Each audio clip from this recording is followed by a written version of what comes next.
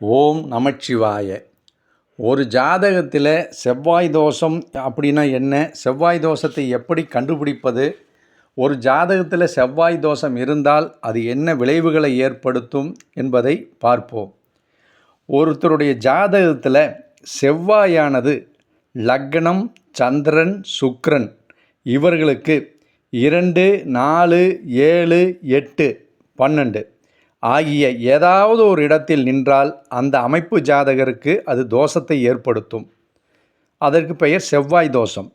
செவ்வாயானவர் சில ராசிகளில் நின்றாலும் சில கிரகங்களுடன் கூடினாலும் அல்லது பார்த்தாலும் செவ்வாய் தோஷம் இல்லை என்று கூறுவார்கள். அது தவறு.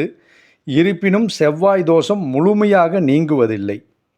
செவ்வாய் தோஷமுள்ள ஜாதகருக்கு செவ்வாய் தோஷமுள்ள பெண்ணின் ஜாதகத்தை தான் இணைக்க வேண்டும்.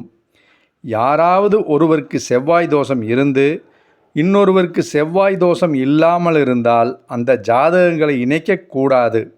திருமணமும் செய்யக்கூடாது. மீறி திருமணம் செய்தால் அபாயகரமான விளைவுகள் வருவதற்கு வாய்ப்புகள் உண்டு.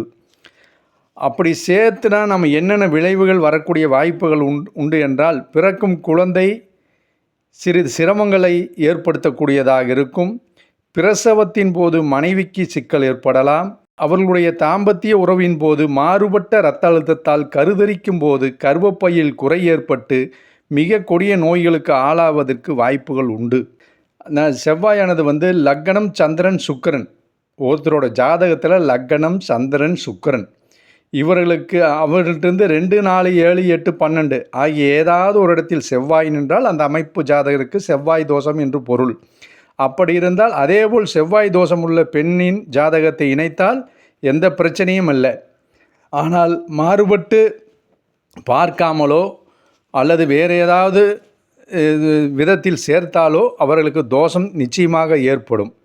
அந்த செவ்வாய் தோஷம் அப்படி இருந்தால் அதற்கான பரிகாரம் என்ன என்பதை அடுத்த வீடியோவில் பார்ப்போம். நன்றி, வணக்கம்.